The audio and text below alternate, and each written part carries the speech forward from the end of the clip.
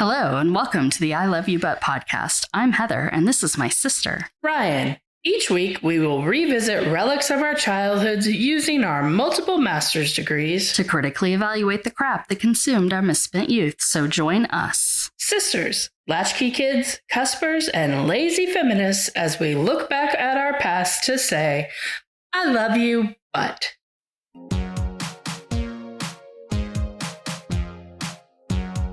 Hey, Ryan, how'd you waste time this week?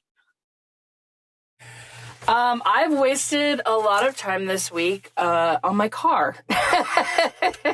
So I wasted time. My car broke and took it to one guy. He was like, it's a transmission. I can't do transmissions. Got it towed to another guy.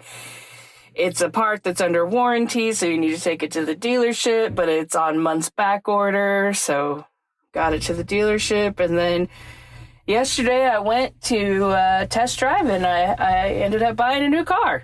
So I've got to go back tomorrow to finish all the paperwork because I had to go to like 8,000 birthday parties with Elliot yesterday afternoon and evening.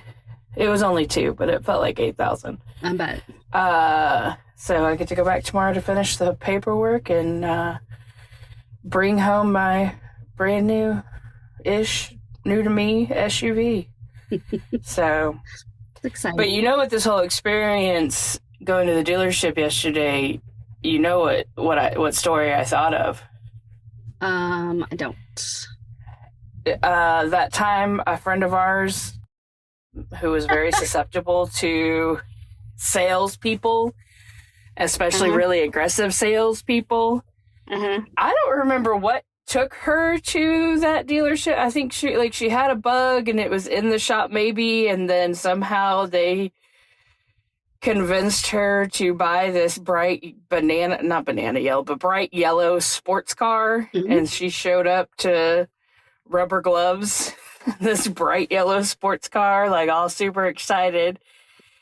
And then we were like, okay. And we went to Denny's. And then, like, she kind of came down from the high and realized what she'd done and, like, went and threw up in the bathroom. And then she changed her mind and took the car back and said, I don't want this anymore. And they drove the car back to her house and dropped it off. It was like, nope, it's yours. And I think that happened, like, twice? Yeah.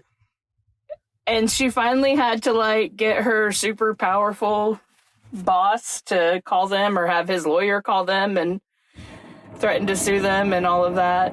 So I told my sales lady that story yesterday. And she was like, that's terrible. I was like, yeah, well, that was like 20 years ago, so I don't think people do that anymore. Yeah, I think they honor the FTC guidelines a little bit better now, because you are supposed to have 3 days after you make a purchase to be like, nope. Yeah. How did you waste time this week? I wasted time. It was a mix of pleasant and,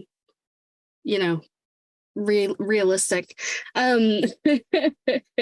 So Dad had to go to the ER because he had a heart flutter, and that ended up resulting in an overnight stay.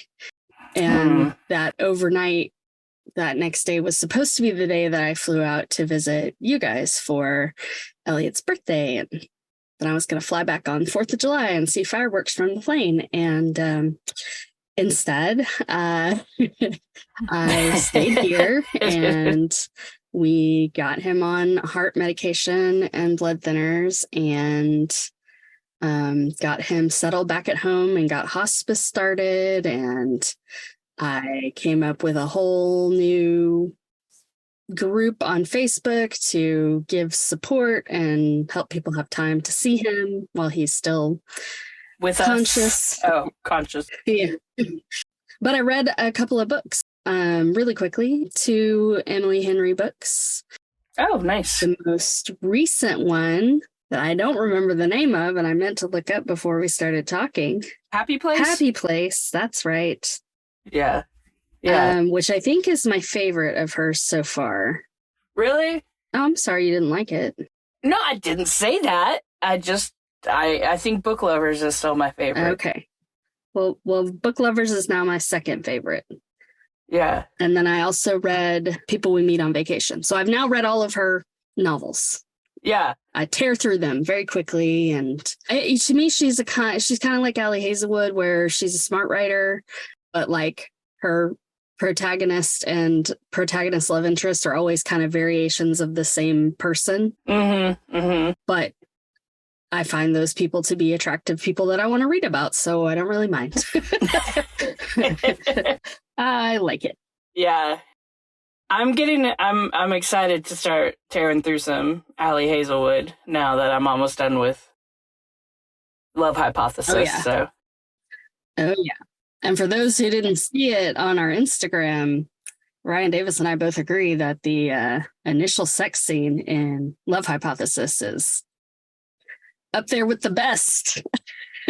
Well done. Yes. Well done. Very well written.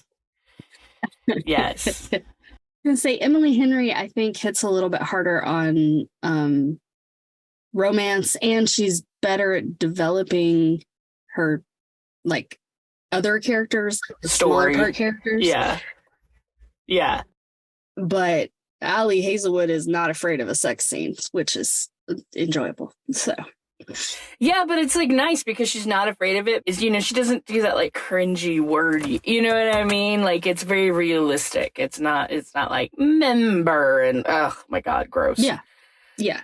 That's nice because sometimes there's authors that are not afraid of a sex scene, but it's just like this is just like porn basically. Yes. Yeah. In that it's very unrealistic and over the top and yes. Yeah. So, porn for smart girls. Cool. There you go.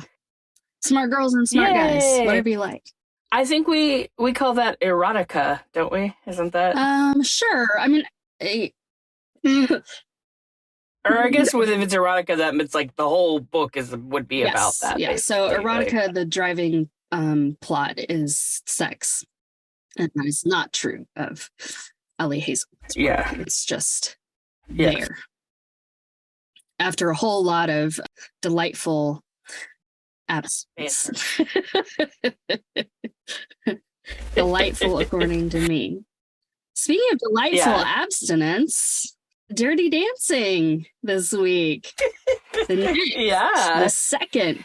I don't know if I would call it delightful abstinence. There's not a lot of abstinence in that movie. I mean, she's very naive going in. Yeah. She is. Yeah. I wouldn't say that she has feelings for him that she doesn't act on for a very long time, but they do have the abbreviated timeline of, summer vacation coming to an end. Summer. Yes. So before we talk about what we remember about Dirty Dancing, I'm going to go ahead and give a brief synopsis for anyone who, again, one of those somehow you haven't seen this. Dirty Dancing, released in 1987, is about an awkward but big-hearted wealthy teen who falls in love with a bad boy dance instructor at a summer resort, and no one ever says the word abortion. What do you remember? I mean, I started to do the what I remember, and then I was like, I remember, like, everything. We've seen this movie a lot. So I guess if I do the what I didn't remember, like, I guess probably the abortion scene, like, wasn't forefront in my mind. That was kind of like, oh, yeah, as I was watching it. I mean, and that's probably about it. Like, everything else, Patrick Swayze and Jennifer Grey and Nobody Puts Baby in a Corner and Kelly Bishop. But I remember pretty much everything. Catskills. Yep. What did you remember? I remembered more than the first time that I rewatched this as an adult. As we know, and sorry to spoiler alert for reality if you didn't, Patrick Swayze passed away sometime in the 2000s. And when that happened, it was before Netflix was primarily a streaming service. Everything was DVD. And to meet the demand of Patrick Swayze movies, I think Netflix just pressed and burned a whole bunch of DVDs real fast because we found out Shelley, our friend who is a dance instructor and dancer, had never seen Dirty Dancing. But Patrick Swayze had died. And so this group of women that we call the Bees, that I've probably referenced before, were like, oh my God, you have to see Dirty Dancing. And they're so sad. So I requested it on Netflix and received it in the mail like we used to do. And I got it and I got over there and I pop in the DVD and it starts and there's no sound at all. So I have to narrate the film because the main part we want Shelley to see is the dancing. So you don't really need music for that. And she doesn't really care about the dialogue or anything. Yeah. I was like, oh, and I guess this girl has to have an abortion way earlier than I thought. I thought this came like much later in the movie. And also I had no idea what it was when I was younger. I was like, and she's your brat and he's being mean. Yeah. I'd be watching it and suddenly realizing like I memorized that whole movie completely out of order. Like there were many, many, many things that I did not recognize. And then rewatching it yesterday, I got the happiest of surprises to discover Emily Gilmore. Oh, yeah. You didn't know that? Yeah. No, Kelly Bishop, not used as she should have been, but there she was. No, not used to her talents and strengths. So, I mean, I was surprised, like pleasantly surprised to like know she had more lines than I remembered her having. But yeah, no, I did know that Kelly Bishop was in that. So I feel like I don't remember how, but I've rewatched this in the fairly recent past. Like I don't know if like we watched it at school one day when we were like near the end of a semester or something. But yeah, I had. I don't want to like just be this is the storytelling podcast, but you talking about Netflix DVDs makes me think of your dog. And when we lived in that house that was so old and it had like a little mail slot near the floor, your dog has always hated mail carriers and delivery persons. And she's so basic. Every time she's so a basic bitch, literally.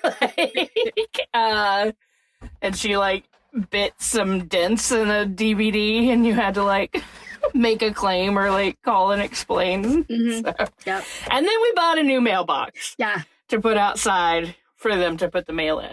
Ah, Sadie. The mail carrier would stick the mail through the slot, which was low to the ground, and my dog would grab it with her teeth, barking and growling.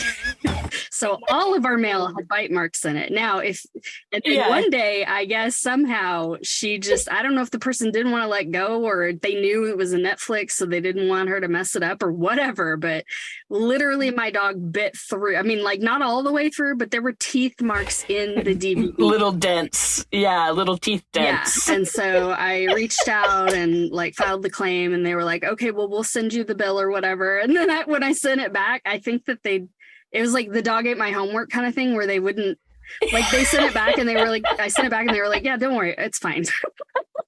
Yeah. it's fine. You know, that's why, because then that was before you got the Dirty Dancing with no sound. So that was your karma. Getting the Dirty Dancing. That might have been my karma. That might have been your karma. The other thing that I enjoyed on this rewatch was that because I've been listening to more and more film podcasts, I've heard people talk about Dirty Dancing, primarily women defending it as like, you know, a favorite film or a film that they've watched over and over, you know, or a film that they like, or whatever. But one woman who was talking about it, and I think she still enjoys it. I'm pretty sure she did, but I didn't know. I mean, I do research on films for this podcast, right? Yeah. There are very few situations that I go beyond who's that actor and what were they in most of the time. I don't want to know all the stuff behind it, right? It's hard to avoid it now because it all becomes very, like, there's no way to avoid it. But imagine in the 80s, there was no internet. So unless the studio wanted you to know that something scandalous was going on, you didn't know that something scandalous was going on. So the fact that Patrick Swayze and Jennifer Grey hated each other is not something I learned until a couple of weeks ago, which made me really excited for this rewatch because I was like, I can't wait to see that. And it was not a letdown. I very much enjoyed rewatching it knowing that they couldn't stand each other. Was he considerably older than her too? Did you look that up, like, what the age difference? Yes, so she was 26, I think, when this was made, and he was 34. So there is a significant age difference, but it still meets my half your age plus 10 requirement. So it's okay. Yeah. Well, except for the fact that she's supposed to be, like, what, 18? Well, yes. And he's, like, still looks 34. Well, she doesn't look 18, so. He doesn't look 18, but he doesn't look like 22 either. Like. Yes, yeah. They definitely, this was not that was not what they were looking for in this film. You can tell. Because when they're like, Penny was a rockette, I'm like, and I didn't really think about it, and I'm like, she was a rockette and now she's doing this? Like, how old is she? Yeah. Like. Yeah. Definitely, anywho. I would say, if I were Baby's daddy, I think the age difference would have been something that I would have talked about. But there were so many other reasons for them to be upset about the two of them together. Oh, no, he didn't care about the age difference. He only cared about the class difference. Yeah. He's like, I don't care. He could have been 34 and been a doctor, and he'd be like, go for it, baby. Let me tell you. Uh-huh. Why did this film begin with narration and then never have any again?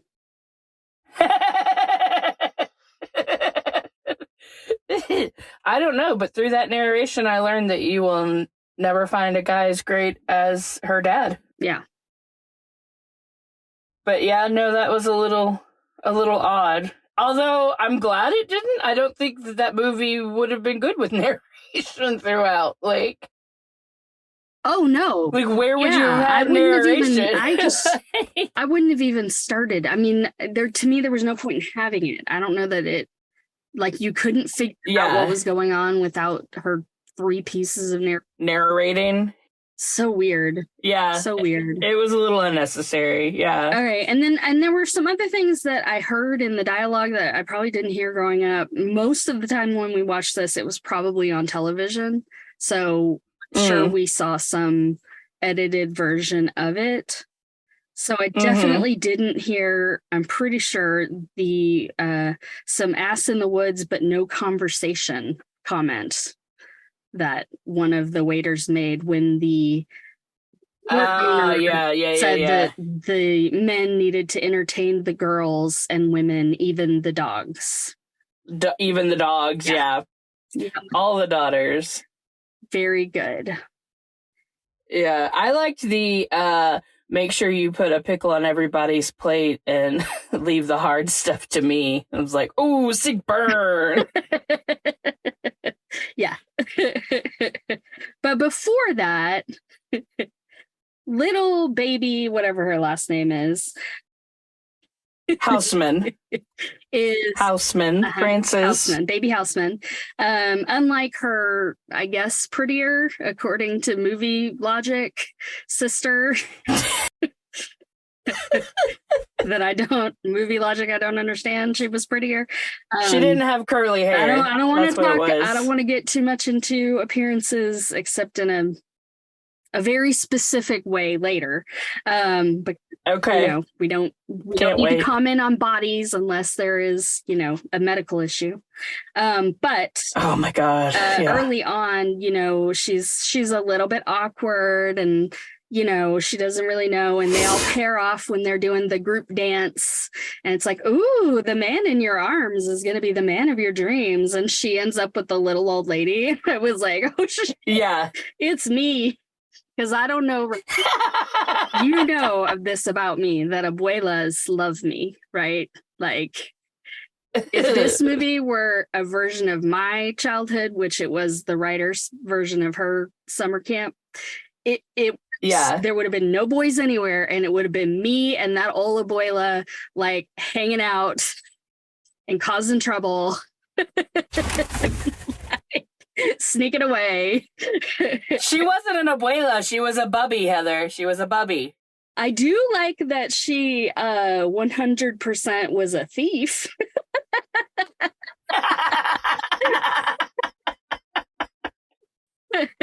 Yeah. Did not remember that plot point at all. That was a delight. Oh, really? Oh, yeah, no, I remember that. Yeah. And that would probably be one that I would have been like, oh, I was kind of like, oh, yeah, you know, but, so, but yeah, can I ask a question? Yeah. And maybe you don't agree with this opinion, but what is it about cabins? Like, when they were like they go to their cabin and it's like, oh, I want to go. Like, why is it about cabins that are so nostalgic and people are like, oh, I want to go stay in a cabin?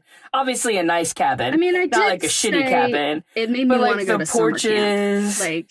Like, yeah. This movie did. Like, I was like, oh, yeah, that would be nice. Like, I would like that. I want to sit on a porch in a rocker with a fucking cup of coffee on a chilly, crisp morning. Like, that's my happy place. I mean, I think I can see that being good for a while, but like, I feel like they're the kind of people that are like, that's my whole life. That's how I want my whole life to be. And I don't understand those people, but I do understand, like, as vacation mode, that is very appealing. Like, kind of being away. Yeah, no, I don't. Yeah, like, I don't want to live that life. No. I also, and you know, I mean, like the cabin that Baby and her family stayed in, right? Yes. Like the super nice one. I also think, okay. If you think about it, that's part of why I think Airbnb gained popularity, was because if you're a family on vacation, you have your own house, right? Yeah. So you're not like in a hotel dealing with like people all day and you're in this tiny little space that you can't really like get comfortable and it never have privacy. Yeah. And I feel like that's kind of the appeal of a cabin too, is that it's like a little home away from home kind of thing. So you have the comfort of home and the privacy of home, but also you're away. And if you want to just like sit inside all day while it rains, you can do that. And if you want to go for a walk, you can do that. And if you want to go for a swim, you can do that. If you want to go dance with the old lady, you can do that. Or, you know, fuck your dance teacher, you can do that. Whatever you want to do, you can go do it. The world is your oyster. Well, and it's kind of like, I guess in a way it's kind of like, you know, kind of a keeping up with the Joneses, that like, you know, summer house kind of thing, you know, oh, we summer in the Hamptons or we summer in the blah, blah, blahs. Yeah. You know? I mean, I got the feeling they didn't stay all summer there, but for sure, there was definitely the implication yeah, but some people did. Yeah. I mean, because you remember, like on that episode of Miss Maisel, right? The Marvelous Miss Maisel, when they're like, "We're going to the Catskills," or whatever. And I actually read an article about Cats. Like, I can't remember what it was in or who wrote it. Sorry, but it was a few years ago. But it was about like the rise of the Catskills and where it came from, and like, you know, and talked about Dirty Dancing and those places, and it was really interesting because it was like Jewish people were not allowed to vacation, like they were so, you know, prejudiced and segregated and treated poorly, where I guess the rich white people vacation. And so it actually started as just like boarding houses, and then it, you know, over time got more popular, and they built up to these like huge ass resorts that, you know, families would go stay at for, I mean, like the dads would do like that one woman's husband did, where he would just come up on the weekends. And like the same thing on Miss Maisel, where Joel just kind of came up on the weekends, but the rest of them just like stayed there all summer. Which sounds terrible. It does sound like it does. Like I would love it. And even, you know, I love some nostalgia bullshit, but yeah, like that to me, like staying there all summer sounds as appealing as going on a cruise. Yeah, no, I agree. I would not want to be there all summer. Well, Ryan, since you asked me a question, I have a question for you with a follow-up question. Okay. Oh, okay. Who the fuck gives a chicken as a prize? And what happened to the chicken? Yeah, those are the same questions. Literally. Chicken as a prize. What happened to the chicken? In my notes, right there. It was not good. Yes. It was not good. We are so the same person. And then the staff quarters reminded me of the movie Austinland. Did you ever watch that? Oh. Okay, so Austinland is that the one with is fantastic. What's her face? What? Is that the one where she pays to go to the Jane Austen place? Yes.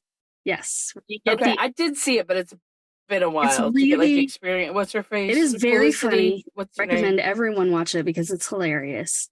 And basically you get into it at one point and they take you behind the scenes where like the actors live. They're all like lounging around a pool and like making fun of like the main people and whatever. It's great. Yeah. So, yeah. Speaking of the staff quarters and cabins, yeah, I'm almost positive that Johnny Castle's cabin, he had a separate, bigger, kind of shittier cabin. Is that the same cabin from The Parent Trap? It looked similar and maybe. Well, you were supposed to laugh. Oh, I'm sorry. It was a joke. Ah. Fuck you. You do that to me. I was really proud of that. I tell jokes on here, and you do that to me every time. So whatever. Proud of that, and you didn't laugh. You know what I didn't realize watching this when I was younger? Huh? Patrick Swayze in that behind the scenes I Carried a Watermelon Jubilee they're having. He's one move. Like literally all they do is like the like hump move. That's all they do. Yeah. He does the cat in heat and he rubs himself on every single person he walks past. It's like this is supposed to be about dancing and he's supposed to be this really good dancer and he's literally got one move. Like he did the mambo and the other stuff. Yes. When they did the non-dirty dancing. But the dirty dancing. But it was like, the dirty dancing was literally just the humping. Yeah. Yes. I mean, it was slightly more sophisticated maybe than what we have now, but not really. Like basically it was like, oh, okay, you're gyrating. Okay, cool. Well, like what was I feel like after this, fairly soon after this, like what was that movie that came out and then everybody was like was it the Lambada? Yeah. And everyone was like obsessed with the Lambada, which was like basically the same thing, but was like Latin music. Yes. Yeah. Yeah. No. Wait, the country had a whole sexy dance craze phase. With one move. To me, sexy dancing is more moves with a little bit of that one move. Yes. Yeah. That's the kind of dancing that feels way better than it looks. Like when you do that dance, it feels great. And you can do that dance all night. But from a cinematic standpoint, it does not look good, especially when it goes on and on and on.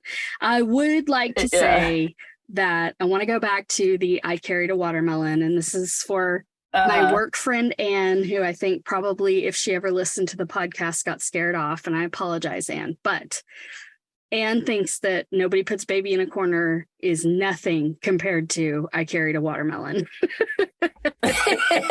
And I have since heard people refer to that as, you have a real I Carried a Watermelon energy about you, which I definitely have. So I want to give props to that line. Yeah. You 100% have I Carried a Watermelon energy. That is true. Yes. Does it seem like she had more chemistry with like Johnny's cousin, the guy that was carrying 3 watermelons and then she took one of them? Yeah, no, I know, Bobby. Yeah, I feel like they would have been a more interesting couple, but I feel like they had more of like a friendly kind of energy than a like sexy energy. But yeah, but I just love that they could have crossed that line. It would have been. They could have. It would have been a more believable romance. I'll put it that way, because I do not find their romance to be believable at all. Believable? No, at all. No, in no way. There's no like personal connection, right? Like there's no like, I like you as a person and I feel connected to you as a person. Right. Yeah. Yeah. I will say though that one thing I do admire about Johnny Castle's character the way, is that he is... His name is Johnny That Castle. name? I know. I said the same thing. So I watched this with Ben. That was the name they came up with. That was the name. Like, whose last name is Castle? Like, what? I mean, Houseman is like an actual last name. But yeah, no, that one was really funny. So yeah, I was watching this with Ben while Elliot took a nap. And so that was fun. But anyway, so I was going to say, I admire that the character is so dedicated to his craft of teaching dance that he's just going to teach it to everyone, even the random girl that showed up at the party. He's like, you know what? I'm going to teach you how to do this dance. I like that he was so dedicated to his craft that he always wore lifts. Always. He was never in a flat shoe. It was always with a heel. Was it because he was self-conscious about his height? Yes. But entertaining all the same. And always all black. Oh, all man. black. No color. All black. Johnny Castle. I'm the catch of the county. Oh, no, he didn't say that. Neil said that. Oh, yeah. Neil said he's the catch of the county, and then he got real excited about the mambo. Yes, he did. Mambo! I was like, I kind of... no one has ever been that excited about the mambo, ever, in the history of time. I would be excited if I were at a wedding and they were like, mambo time. I would be like, yes, let's all learn the steps now and do this, because this one move we're all doing is really boring. I do think it would be better if we all learned.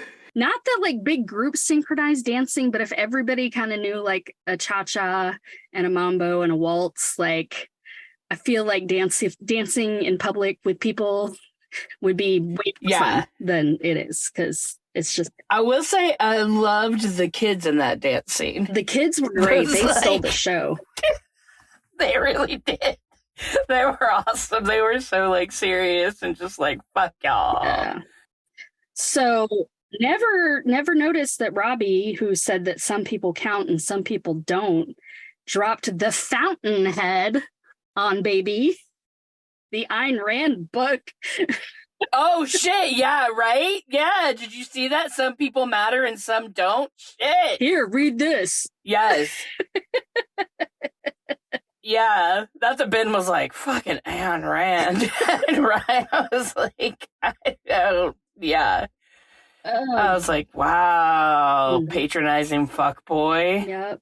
Yeah. You know, he would now be an incel, so that's exciting for him. It is. That's so exciting for him. By the way, when you said his name, it reminded me the cousin's name is Billy, not Bobby. I was confused, so I just want to correct myself. I did think it would be weird if they had a Bobby and a Robbie, but I wasn't going to. That's what I said. I was like, as soon as you said that, I was like, oh, wait a minute. Like, that was what was turning in my head when I was pretending to listen. It makes me feel a little better that we get white people's names wrong, too. Yeah, oh, totally. Still really 100%. Never. I love the scene where Penny's like, my mother kicked me out when I was 16, and then Baby's like, I envy you. Like, fucking white women. Like, this is why we hate white women. Right. Like, even though it's two white women talking to each other. Yeah. It's like, you on your fucking mountain of privilege who's going to go study economics of underdeveloped countries at Mount Holyoke College or whatever the fuck. And this girl's like, I was kicked out when I was 16 and now I've had to make my way. And she's like, I envy you because you just get to dance all day. Like, and I don't think that she really liked dancing before she showed up there. So to envy him for that is very odd. Yeah. No, Penny. That was Penny. That wasn't Johnny. Oh, yeah. Okay. Yeah, you're right. Sorry. I'm losing my mind. Yeah. No, it's okay. When I talk about what we remember, some of the things that I didn't realize that I remembered so well are really things that I found quite sexy.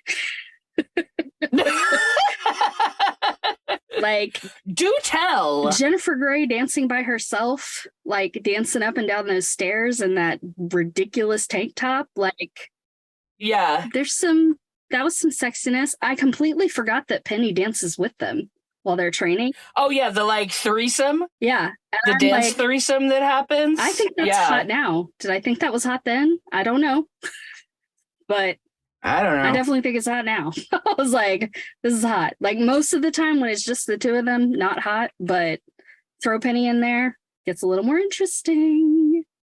Yeah. Or when the two of them are dancing with each other and he's just sitting on the floor watching. Yeah, that was. There was like a scene with that too. Yeah, yeah. I think it may just be that I don't like Patrick Swayze. I mean, I get, like, the mullet was, like, terrible. Yes.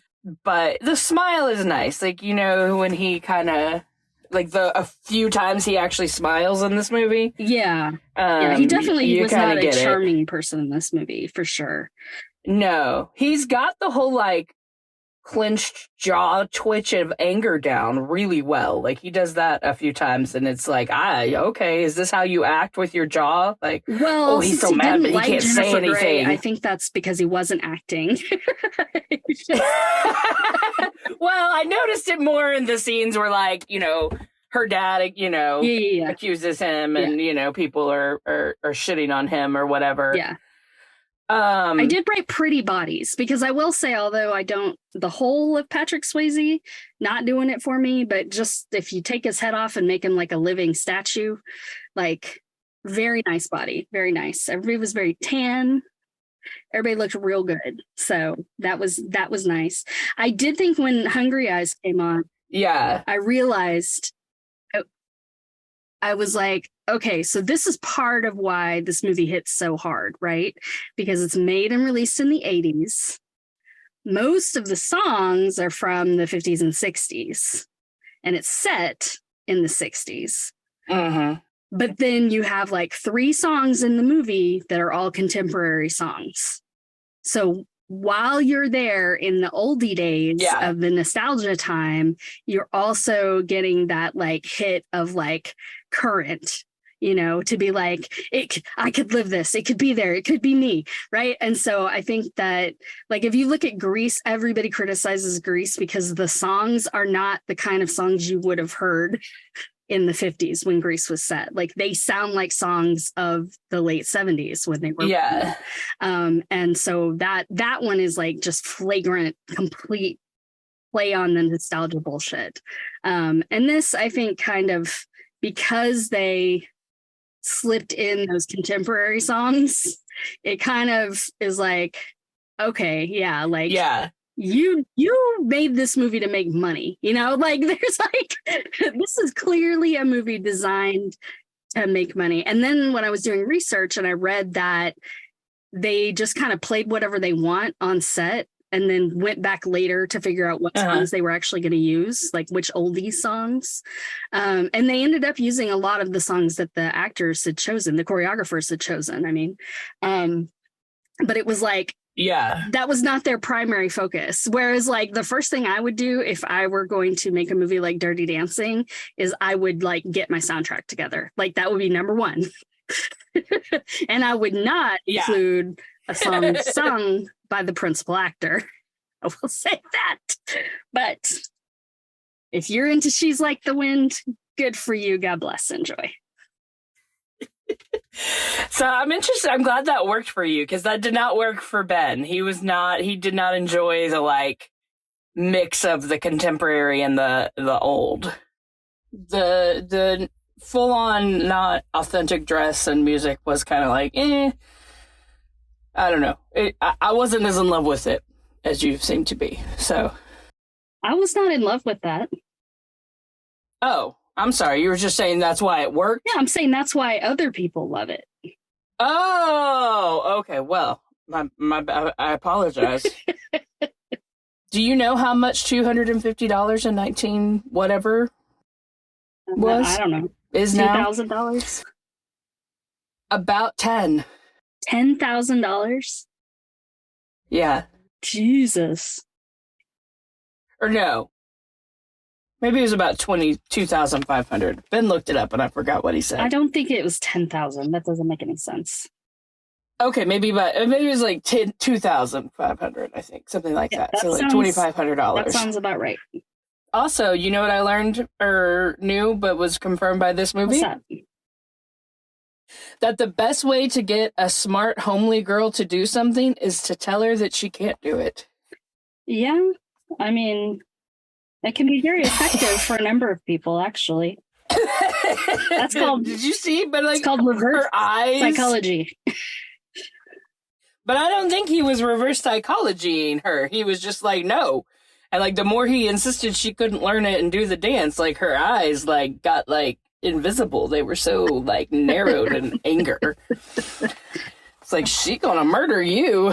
Except that later, he's like, I'm nothing. And she's like, you're not nothing. You're everything. And I'm like, no, he's not even 10. And Barbie is everything. Absolutely ridiculous. Definitely the best part to me is like, after they get comfortable with each other, all those little dance scenes, like the playful one where they're lip syncing to each other. I think that is hands down the best scene in the entire movie. Yeah, I mean, I wrote bad acting, okay writing, good dancing, and fantastic editing, because this movie is edited very, very well, to the point where I actually noticed it, which to me means that it was good editing if it was good enough that I paid attention. So yeah. The scenery in the movie, though, it was doing a lot of the work, a lot of the heavy lifting. Yes. It was just so pretty. Yeah, when they got to whatever that place was called, Ben and I were both like, oh, damn, that place is beautiful. Like, yeah, there was a lot. I think that they form very pretty shapes together. From a cinematic perspective, that's really nice to see. I mean, they don't act well together. Yeah. I have a new favorite line from this movie that I know is not going to catch on, but I love it anyway. Where is my beige iridescent lipstick? I think that log dancing scene, it was very reminiscent to me of Uma Thurman and John Travolta in Pulp Fiction. I don't know why, but that like flashed in my mind while they were dancing on that log. I thought that scene is a real treat for people that have foot fetishes. They might really enjoy that scene. It also makes me think of the first time Ben and I went camping, and he's like, hey, why don't you cross this creek on this log with me? And it took a long time for me to even try it. And then I got out there and I got cocky and almost fell off because I was like, look, I can dance like on Dirty Dancing, and almost fell off the fucking log. Well, evidently Patrick Swayze insisted on doing that scene himself and fell into the river like an idiot. I mean, you know, you'd think his core would be strong enough to handle it, but apparently not.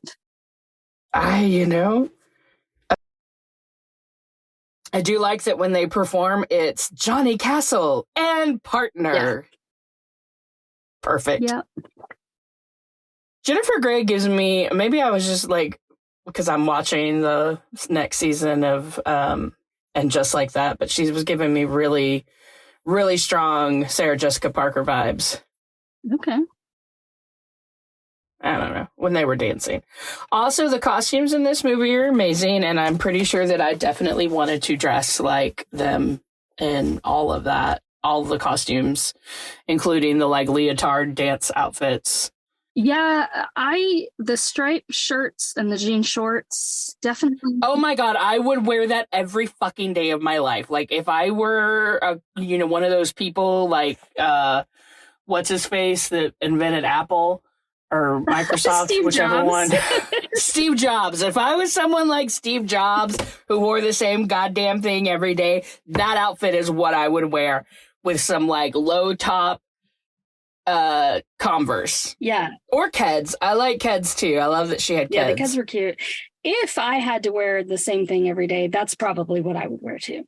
That's like because we're basically the same human being. No, because I mean you like all the like I'm not into the leotards and I don't care about the dresses and all that kind of stuff. And I mean about half of what Baby wore, I was like, never. But then anything with the jean shorts, I was like, yes. What about the jean shorts with the tank top when she was on the thing? Like those 80s ass jean shorts? And I was like, Yeah, no. I was like, these are not like, oh my God. Like, that was such an 80s outfit. It was.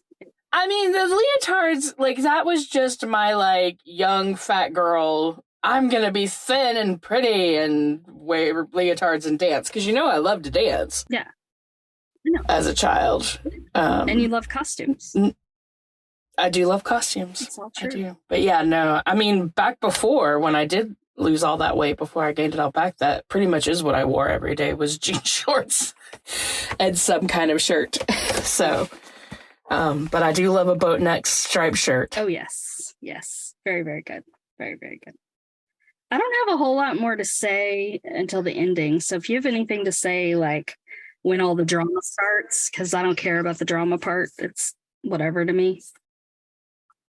I mean, I guess, like, I just feel the need to say that I hate that this movie was made in 1988 and we're still arguing about why people need access to safe and affordable abortions. So just on record, it's not about babies. So there you go. And outlawing abortions does not make them stop happening. Nope. It just makes them unsafe. Yeah. Which is further proof that it is not about babies and it is not about women's health. Definitely not about women's health. Definitely not about women's health. So I have some notes that I can't remember, so I'll go through. When they get to the end and they're doing the voices, hearts, and hands song. Oh my God. I just was like, I know this is supposed to be like a Jewish resort and stuff, but like this song is very Tomorrow Belongs to Me. Like, I don't think. I liked when she was painting the tree and her sister was doing that. Yeah, Ben and I were both like, what fucking song is this? Like, to me, you could tell the actress was having a good time. Like, I think she was having more fun than anybody else. So that was fun. I did like that. Yeah. Yeah.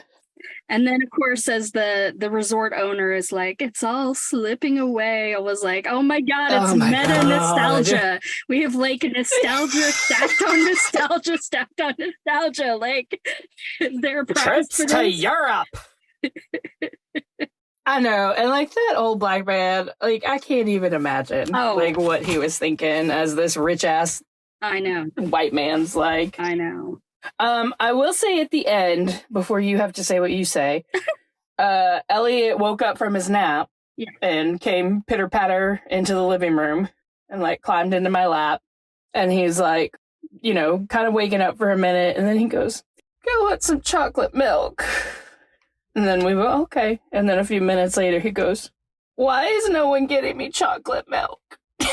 And I said, because we have to get baby out of the corner first. It's true.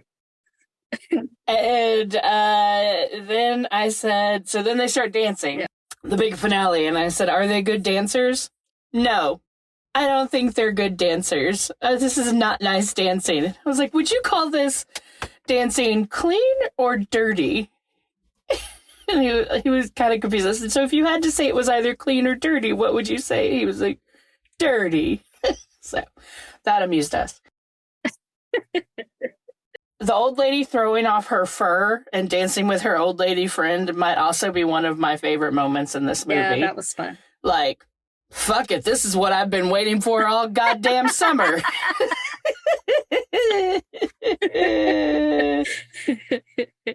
And I can't read what that says. So yeah, that's all I got. Okay. I mean, I don't have a whole lot more. I kind of gave my analysis already, but I would say that 10% of the appeal of this movie is Jennifer Grey's gorgeous neck. 5% of it is her sleepy eyes, and 2% of it is her laugh. I don't know what makes I do love her laugh. Yeah, I do love that her laugh is just so, I don't know. Yeah.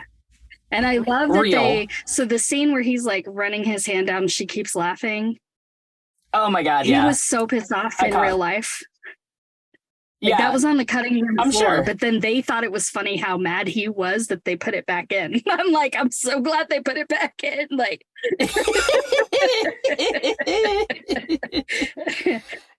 iconic, right? It's such an iconic scene. Exactly. And then it's so enjoyable because he's not acting mad. He is mad, and it's great. Did you know that Dirty Dancing premiered at Cannes? I did not. I don't know what else to tell you about 1987, whatever, 88, whenever this came out, except that somehow a movie called Dirty Dancing that was not a European could premiere at Cannes. I was going to say, maybe an Italian movie. Did you also know that there's a sequel planned to come out next year? They already had a sequel. No. They had a prequel, Dirty Dancing Havana Nights. There is a sequel. That wasn't a prequel. According to the internet, it's a prequel. Anyway. Okay. Sorry, there's a sequel planned to come out. And Jennifer Grey is reprising her role as Baby. Oh no, Jennifer Grey. It's happening. Bless it. Did you see Dirty Dancing Havana Nights? Yeah, you and I went to see it together. Okay, I couldn't remember. I'm sorry. It was a long time ago. Yeah. Diego Luna in that movie is lovely, and that is the only good thing I have to say about that movie. Yes. They cast him, but he's not a dancer, so that was a bad move. Like, I don't really understand why they do these things, especially now that, like, we have, like, this stable of actors that are, like, back in the Hollywood golden days where they can sing and dance and act. Like, they're here. We have them. They're everywhere. I also wondered, was Dirty Dancing where someone got the idea for Dancing with the Stars? Because we're like, we're going to take this person who doesn't know how to dance and teach them how to dance with a professional. I mean, it might have been inspired by, but that's just an easy, like. That was another one of those jokes that you're not getting. Oh, I'm sorry. It's really hot in this closet. It's like, I know, unreasonably hot. So I'm not in a great mood. Anything else to say about Dirty Dancing? No, I have nothing else to say about Dirty Dancing. I hope that we said something original, because I'm sure there have been lots of podcasts about this movie. Yes. So I hope that we have added something to the conversation. I hope so too. And if not, I don't feel too bad about it. No, I definitely don't care if we didn't. It was a fairly enjoyable rewatch. I will say that. It was probably one of the more enjoyable rewatches I've had in a while. So yeah. So thanks, y'all. Thank you so much. That's it for this episode of I Love You But. Join us next week when we do a very special. We are excited about the Barbie movie, so we're going to talk about Working Girl. Yay! Yay! I know that we tricked you and asked you questions from the 2000s that we're not going to cover, but we'll cover those when we get to the 2000s. So, what made you laugh? What made you cringe? What did we forget? And what should we talk about in future episodes? We want to know your thoughts. Find us on Instagram and Threads at I Love You But Pod, or email us at iloveyoubutpod@gmail.com. Listener email and comments may turn up in future episodes. I'm Heather. I'm Ryan, and we send you lots and lots of conditional love.